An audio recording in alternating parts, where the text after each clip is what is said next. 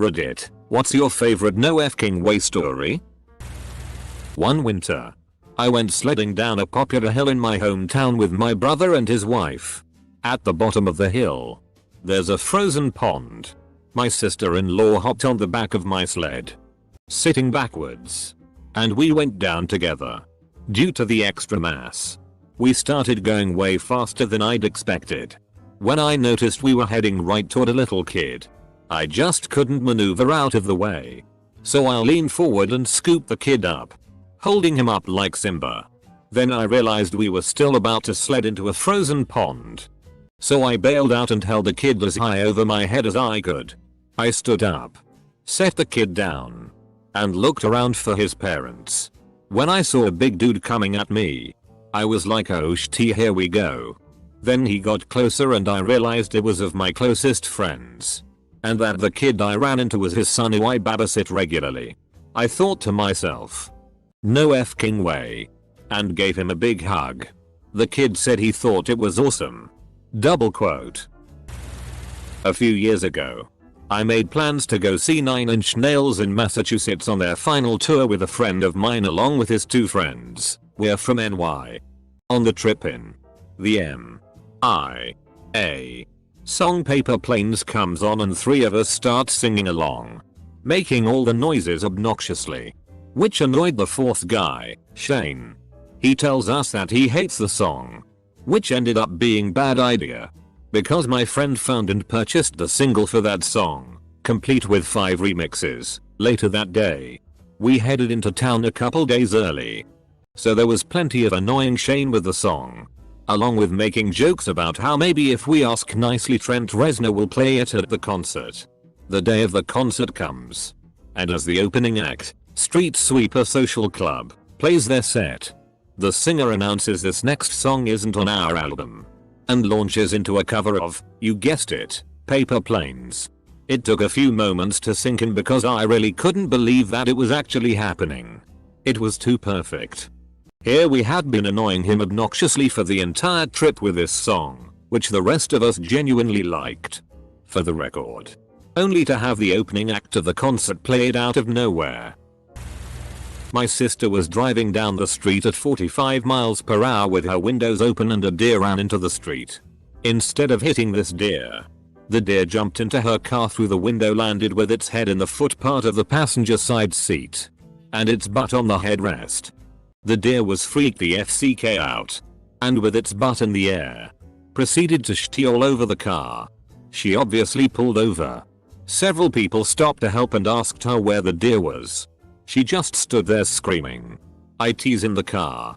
IT's in the car." A helpful man opened the door, pulled the deer out, and the deer bounded off like nothing happened.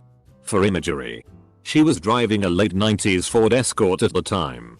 No one believes this story, but it is 100% true. A friend of an old roommate of mine was at the airport a few years ago and saw Bill Nye the fking Science Guy at the terminal next to his. Eventually, he got up the courage to talk to him, but it was nothing more than small chat and praise. Bill's plane gets called, so the kid leaves him be and sits back down trying to digest how cool his life just became, but a few minutes go by and all of a sudden he hears his name called. Bill Nye is standing at the gate and calls out, "Hey kid. Science rules," then boards the plane. The day after I proposed to my wife, we were at the Science Fiction Museum in Seattle, WA. There is an exhibit that is a giant tumbler full of yellow beads. Like thousands of yellow beads. And one black one. It is meant to illustrate the unlikelihood of finding life in the universe. I called her over to tell her how cool it was, and she just points at it casually and says, "There's the black one." And she has continued to amaze me every day since. Good times. My friend, John, is a paramedic and firefighter. He also teaches and certifies first aid CPR. Now, for those that don't know, CPR is not very effective. It has a very low success rate, unless initiated soon after an incident, which is why everyone should learn CPR, even after revival. Many people have serious health effects. One day, John gets into a pretty bad car accident and goes into cardiac arrest. The paramedics and police are dispatched. The officer first on scene knows CPR and initiates chest compression on John. John is revived, and although suffered severe memory loss, is well. The kicker? John taught the officer CPR the week prior to the incident. My girlfriend and I were traveling in Italy and met this nice Australian girl on the train from Rome to Naples. We chatted a bit and learned that she had just left her friend in North Africa to start traveling on her own.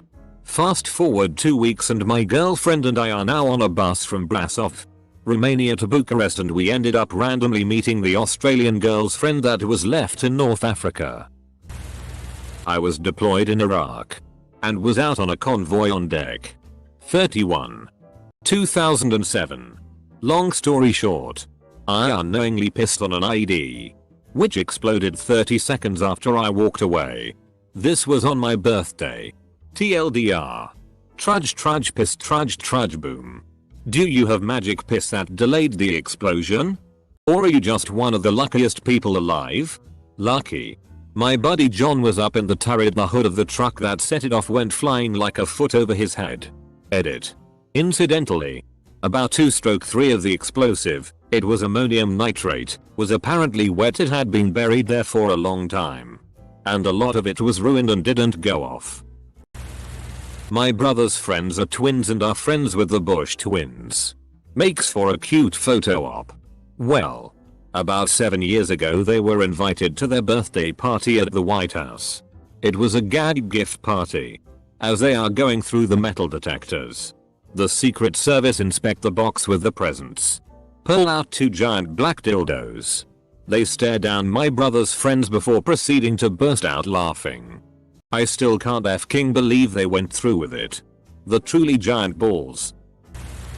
Flying 1,100 miles for an interview. I hear someone across the aisle yell my name. I'm thinking, that voice sounds familiar. Turns out it was one of my good friends from college. I'm thinking, no f***ing way. He got an interview the same time I did. And we stayed next door at the same hotel the night before the interview. And now we're housemates. Both got the job. The end. Lorem ipsum sit amet. Consectetur adipissing elit. Sed duius mad temper incident at labor et dolor magna reliqua. Artenium ad minim venium. Quis nostrat exercitation alamco laboris nisi aut aliquip exia commodo consequit. Do sort ira dolor in reprehenderit involupt velit esse silum dolor eu fugiet nello pirata. Exceptur santa cicat cupiditat non proident. Sunt in culpa quia fiscia deserent molid animae destate laborum. When I was 17, I worked for a excavation demolition company for the summer. We were gutting an old mill in New Hampshire to turn into high-end lofts. One of the workers was standing on the top of some scaffold about 12-15 feet up using a handheld bandsaw to cut through a large pipe. As he was cutting, a strap supporting the pipe broke, letting it drop down and pinch the blade. This made the saw shoot back towards him and push him off the scaffold. This guy did a complete f***ing backflip while holding a working saw from over 10 feet up. He landed on his feet. Saw still running. Everyone stopped and stared at him for about 5 seconds before we went back to work. TLDR. I worked with a redneck Jackie Chan in New Hampshire, who does backflips with power tools. A buddy of mine was in Yellow Springs, Ohio, tagging a wall. That's street slang for painting with spray cans. Probably illegally, and he hears skateboard wheels, so he lowers his can. He looks up and Dave Chappelle falls by sipping a Frappuccino. MR. Chappelle says nice tag, bitches, and keeps on rolling, never stopping. My friend then put down his can and left, shaking his head and laughing. I was driving home to our small town from a nearby city, plus 200 miles. We were in a pickup truck and I was alone on the back. We can do that in Africa. We were doing about 80 to 100 miles per hour all the way. Quiet roads, no cops. We get home okay. I grab my stuff and get out, and as my friend starts to reverse back out, the front tire breaks off. I mean like off axle, sitting on the ground, tire rolling into the road. If that had happened anywhere on the road, the truck would have gone ass over tea kettle and I would have been spread across a 100 yards of tarmac. My oldest and dearest friend and I met when we were infants. We literally shared a crib together. Our parents have told us hundreds of stories about the things we used to do when we were kids, and we talked to each other 3/month. I don't ever remember not knowing her. She's 23 now and I'm not too far behind her.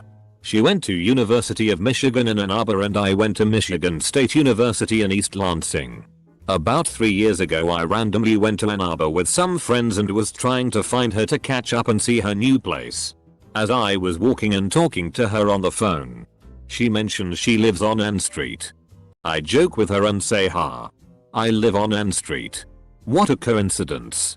We should do breakfast in the morning since we live down the street." Huh? Funny. Jackass. Just get here, the address is 517. Me.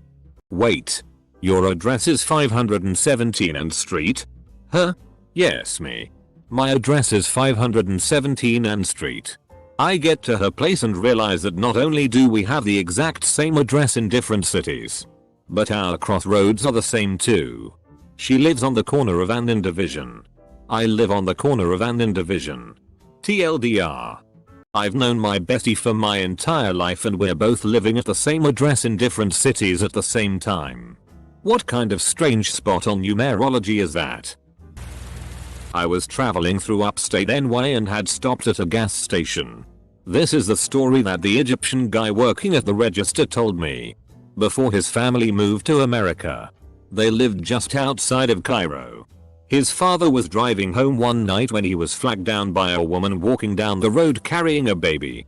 The woman wanted a ride just down the way and the father, not wanting to leave this woman stranded at night with a child, said of course. She placed the baby in the back seat and then hopped up front with him. When they got where she had wanted to go, she opened up the door and sprinted away without another word. Now she's left the baby. So the guy turns back to pick up the child and go run after her. That's when he realizes the baby is dead.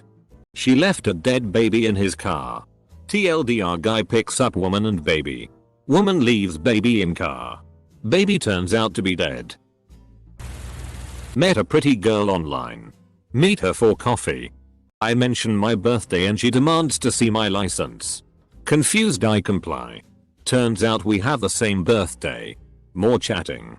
Turns out she was drum major in HS and competed against my ex-wife who was a drum major in a school some 600 miles away, and who also had competed against her ex-husband. Also, her ex-boyfriend was dating my ex-girlfriend, which is like the third time that has happened in this city of 3M. The most implausible part is we're still together almost 3 years later. Might only be understood by college bros ultimate players. I was playing some pickup ultimate and there were some hot shit kids who thought that throwing an air bounce was really sweet and playing can jam. Apologies to those who don't know what I'm talking about. So I walk up as my jealous self and say, "Oh yeah? I bet I can air bounce it straight through the slot." A very difficult shot by itself, let alone as an air bounce. I nailed it, walked to my car, and left. Still have no clue how I did that. Was at Donald Glover's stand-up show a couple weeks ago at RedditJar. During his routine, he switched to a Q&A bit where he started talking directly with the audience, as he's asking us what we want to talk about later in the show. Some girl screams out, "Battle me." Turns out she was a poet who had won a freestyling competition for free tickets to Donald Glover, and she wanted to freestyle battle him. So what does he do? He calls her up on stage. Then he says that we need someone to give a beat. So he calls out for a beatboxer and brings someone else up from the crowd. Finally, since he is participating in the battle, he cannot run it. So out from backstage comes his Derek comedy partner DC Pearson, who was the opening act, to MC the event and set the rules for the freestyle battle. They then proceeded to do a 3-round wrap-off. TLDR. Donald Glover gets challenged to freestyle battle during his stand-up by a college student. Accepts. And it is MC'd by DC Pearson. I went out cruising with a friend of mine and his friends. It was late. Probably around 1 AM or so. and we were cruising down Main Street. Up ahead the traffic came to almost a crawl. This is weird since it's late at night. We could see up ahead that there were 3 Ford Focuses all lined up and purposefully slowing traffic. My friend's older brother, who was driving, hops in the median and guns it up to the Focuses. We see that it's just a bunch of kids getting their rocks off doing sholish things. The driver says OFCK no. He turns to my friend and says you know what to do. He speeds ahead of the 3 Focuses and pulls up on the side of the street. My friend grabs a cordless drill from the back of the Suburban, the vehicle we were in, jumps out of the vehicle and takes off the license plate. The Focuses were past us at this point, still going slow to piss off the people behind them. My friend gets back in the Suburban and we take off. The driver speeds up to the Focuses, gets in the median next to the far left Focus, flips them off, then crashes his Suburban into the Focus, which in turn crashes into the other Focuses. At this point I am like, what the FCK just happened? We watch for a minute as we watch these kids trying to get over their airbags and start assessing the damage. Everyone in the vehicle is busting up laughing and we take off flying down Main Street. When we got back to my friend's house he puts the license plate back on and pops the dent out of the Suburban. TLDR. A friend's brother purposefully crashed into 3 cars because the people were driving like jackasses. We got away with it. I worked at a small restaurant on the north shore of Lake Superior the summer of my junior year in college. The woman who owned it was an ultra-conservative fundamentalist Christian. They sold plots of land to people for Y2K. After a full summer full of craziness I had enough and wanted to go on a trip. My brother and I and a friend decided to go see the Grand Canyon. So I told the owner that I had to work on a paper for Bible school and would like to leave a couple weeks early.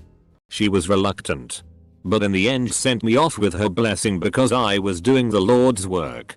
So we head out on a road trip to the Grand Canyon, never bothering to look on a map as to where it actually was. We ended up somewhere out west at a place called the Grand Canyon that looked totally unimpressive. So we headed up to Glacier National Park as an alternative. We pulled into a gas station near Glacier. And who the FCK do I see but the owner that I'd lied to. And her entire family that I'd gotten to know throughout the summer. I ducked down in the car while my brother walked by them and looked at me with this what the fuck expression on his face. We tore out of there and I never saw them again. What are the odds?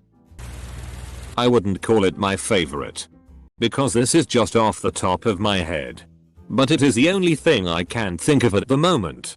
Last week I was hanging around outside one of the buildings on campus between classes and I saw some guy come out of the doors who looked extremely similar to one of my TAs last year. I thought to myself, holy shit. That looks like so and so, but I knew it wasn't him.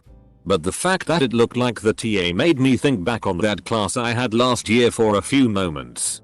Literally 30 seconds after the lookalike walks out of the door, the actual TA came out of the door. It was very strange. Almost like being reminded and subsequently thinking about the person had summoned them. A while ago, my dad and I had a driver pick us up from San Francisco Airport to drive us home. Since there was a lot of traffic, we had a bunch of time to talk and shoot the shit. Turned out that the driver's daughter was the fiancée of my dad's nephew, my cousin, who both live in Cleveland. We attended the wedding a few months later and again reconnected with the driver while there. We started talking some more, and then he introduced us to his wife. Apparently, her and my dad went to the same high school, graduated the same year, and even dated for a few months. This was in a very small suburban town outside of Cleveland. Small world, indeed. This isn't that amazing, but when I was in 3rd grade my sister and I were taken by our father to Toys R Us to get our first Pokemon cards. It was just when Pokemon cards got really popular, so it was a big deal. We received 5 packs each after waiting in line behind dozens of other crazy parents. We had to wait outside the store before it opened. On our way home my sister opens her first pack of cards and there it is. Charizard. I nearly shit myself trying to explain how amazing of a card she had just received. Her response, oh it's shiny. I'm really bad at telling stories, but I'll try my best. When I was about 10 I traveled to Newfoundland where I made one friend who was the same age as me. I was only there for a week and left to come back home. Fast forward 10 years. Without any contact between us. I'm waiting outside my classroom for the previous class to finish. And who walks out? Yeah. The one friend I had made 10 years ago. I'm positive this will get buried, but I like telling this anyways. While visiting family in Michigan for our family reunion a few years ago, I live in California. There was a KKK rally in the small town that we were staying in. Being a young black teenager semi-flipping shitty that there is an actual white supremacist rally going on, I decided to hole up in the grocery store where, coincidentally, 6 other black people, most likely everyone of color in the town, were camping out as well. I made eye contact with a guy that looked nearly exactly like me, just slightly older. He claimed to be driving through the town because he is on a road trip with his friends from Hialeah, Florida. I told him I was born there and then adopted and moved to California. He was immediately curious about the implications of how this happened, and I told him my biological mother's name and that she was too young to take care of me, so she had me adopted. After he hears this, he pulls out a picture of his mother at her high school prom. I reach for my wallet, numb with incredulity as my fingers pull free the same exact picture of this young woman. We have the same mom. We're long lost brothers. TLDR. I was stuck in a convenience store during a KKK rally in a random town and found my long lost brother of 16 years. This happened back in my undergrad days on the day of an econ midterm. Because the lecture hall is so large and the class has about 300 students, the professor needs a microphone in order to speak to the class. So he's in front of the class giving his whole speech about the exam. 50 questions, multiple choice. Make sure to write your name on the Scantron. Turn it in up here where you're done. Etc. Finally he bids us all good luck and leaves the lecture hall into his office, which is in the adjacent room. Well, he didn't realize that he left his microphone on, so while the entire class is dead silent during this exam, we all listen to the events that unfolded inside his office. We hear the brief muffled conversation he is having with the female TA of our class. Then the conversation stops and it becomes painfully evident that they are having sex. The quieted moans of the TA are magnified on the speakers in the lecture hall. The entire class remains dead silent. No one wanting to be the first to make some kind of move. Finally the professor yells loudly, "Oh fuck." And the microphone abruptly shuts off. 20 minutes later the professor walks out into the lecture hall as if nothing happened. He was fired a week later. TLDR professor leaves microphone on during exam and class listens to him bang his TA in his office. When my ma was about 19 or 20, her and her twin sister were shopping in Lake City when they were approached by a man in a nice car. He asked if they wanted to get in and maybe have a drink. Ma said he was rather handsome, but they turned him down. Later that year, it was revealed on the news that the man that had approached them was Ted Bundy. And after they turned him down, he abducted and killed his last known Florida victim. TLDR, Ma almost got killed by Ted Bundy. Here's mine. I was walking my older dog one night around 10 PM. I had him off leash since it was late and we were in a neighborhood, no one to bother.